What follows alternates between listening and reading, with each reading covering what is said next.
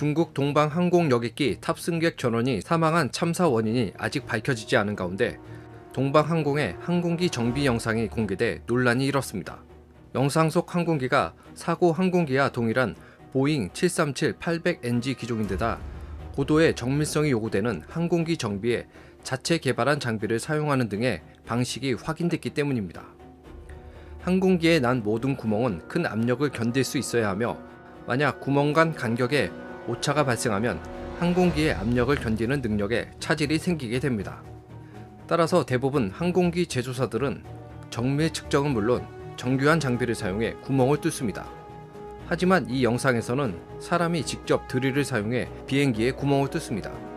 1인 미디어 운영자 장펑은 최근 온라인을 통해 중국 관영 CCTV가 제작한 다큐멘터리 동방항공의 기술 원단지사 피클포크 수리 기록을 공개했습니다. 피클포크는 항공기 동체와 날개를 연결하는 부위이며 피클을 찍어 먹는 포크처럼 생겼다고 붙여진 이름입니다.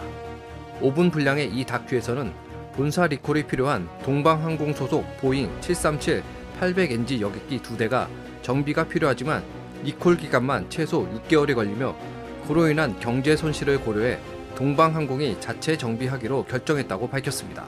익명을 요구한 미국의 한 항공기 정비 전문가 A씨는 항공기에 문제가 생겨 리콜 등이 필요할 경우를 가망성 개선 지시가 내려졌다고 일컫는다. 가망성 개선 지시가 떨어진 항공기를 점검하거나 정비하는 것은 각국 항공법에서 규정할 정도로 매우 엄중한 사안이라는데요.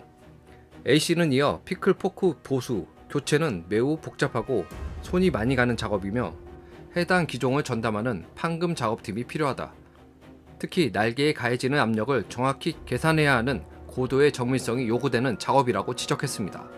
그러나 CCTV 다큐에서는 피클포크의 직경 25.43mm 구멍을 뚫을 때 전용 장비가 없어 동방항공 엔지니어링 팀이 자체 개발한 단계별 천공 방식으로 구멍을 넓혀야 했다고 소개했습니다.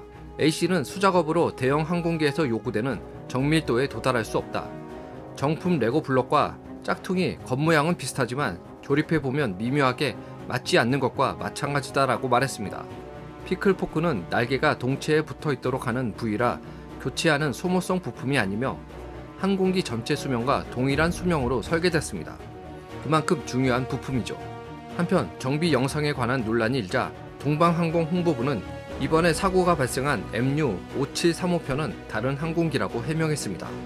그러나 대형 사고에 관한 유명한 법칙인 하인리 법칙에 따르면 큰 사고가 발생했을 경우 그 전에 작은 사고가 29건 발생하고 잠재적 징후가 300번 나타났을 가능성이 큽니다.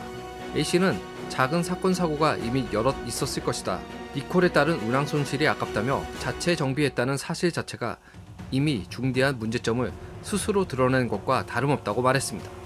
지금까지 에포크 픽이었습니다.